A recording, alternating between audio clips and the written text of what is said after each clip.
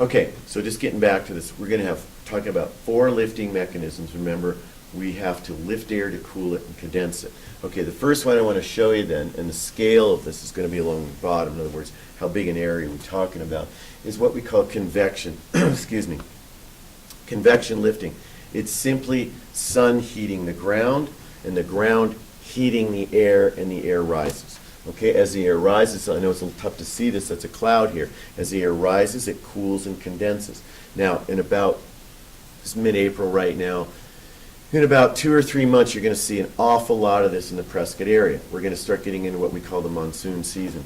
And the monsoon season is simply the ground heating the air rising, cooling, condensing, and forming these clouds. So convection lifting is a very common way we see cloud development here in the Prescott area. Okay, a second way that we see this cloud development here in the Prescott area is through what we call orographic lifting. Now, what's that? Oro means mountain, okay? So think about it. The horizontal movement of air comes into, hits a mountain, it's forced to rise. There's another lifting mechanism. So we lift the air by forcing it up mountainsides. And in a case here, we get cloud development. This can be a very large-scale way we get clouds develop compared to convective lifting. These are approximate numbers, 150 kilometers, about 100 miles. But think of the Prescott area. We have mountains around here? Sure, yes, we do. Unless you come from the Himalayas or something, you'd say, no, we don't have any mountains around here. Yeah, we do. The Bradshaws, you've got Granite Peak over here. We do get orographic lifting. We do get clouds developing from the mountains.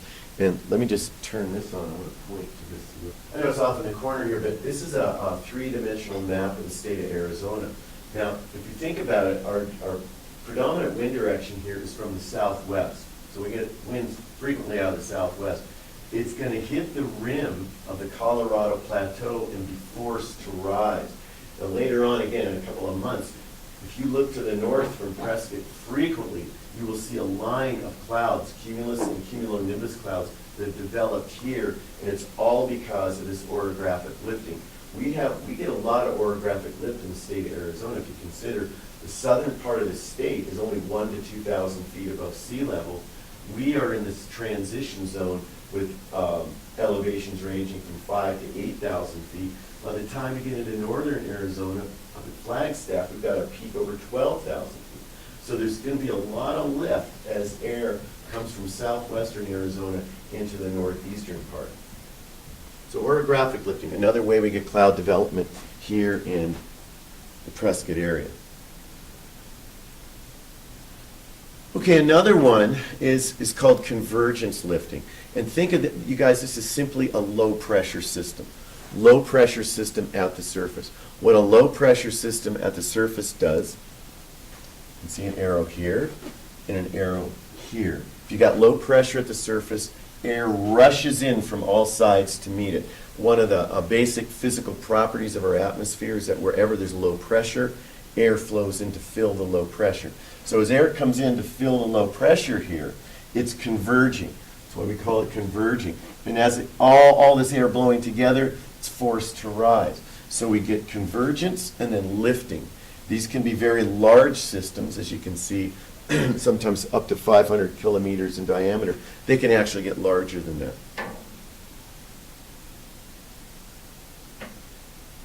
Okay, and the fourth way, and we'll get into this in some more detail in a bit, is what we call frontal lifting. This is where we get different air masses converging. Different air masses, different temperatures, and different humidities. Remember, they don't mix. So in this case, just an example of some cold air, warm air, they don't mix, so a boundary forms. When cold air moves into warm air, we call it a cold front.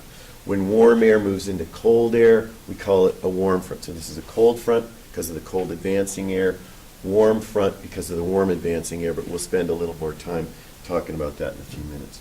So those are the four major ways we get air to lift and form clouds, and then maybe precipitation, because we're going to talk about precipitation a little later on today. Now, this is a specialty cloud, but it gives you an idea of the lift and the type of cloud you can get out of it.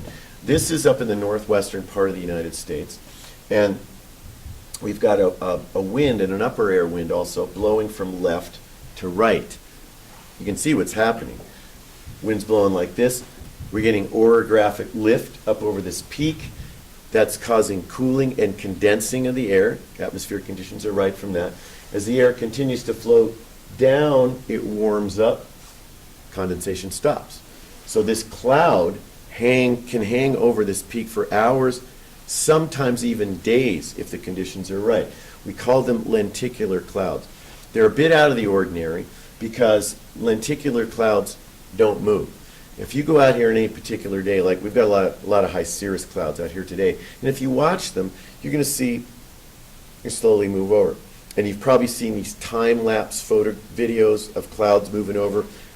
They move over at a pretty good speed. These clouds up here, these cirroforms we've got today, I looked at the upper air chart this morning. They're probably moving at about 70 miles an hour. They're almost moving at hurricane force speed.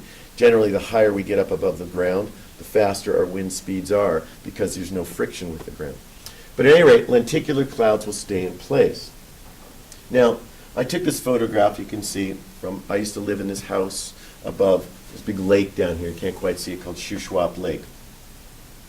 There's a lenticular cloud I photographed at 4:30 in the afternoon. You can see in late August back in 2008. Now, there's a big mountain range right here, and the wind's west is to the left. We had a westerly wind kicking up, going over and producing this lenticular cloud. Now, I wanted to point out that they stay in one place for a long time. Here's the next shot I took 4.5 hours later. That cloud has not moved. Now, like I say, ordinarily they will, most clouds will move, but this is a wave cloud or a lenticular cloud.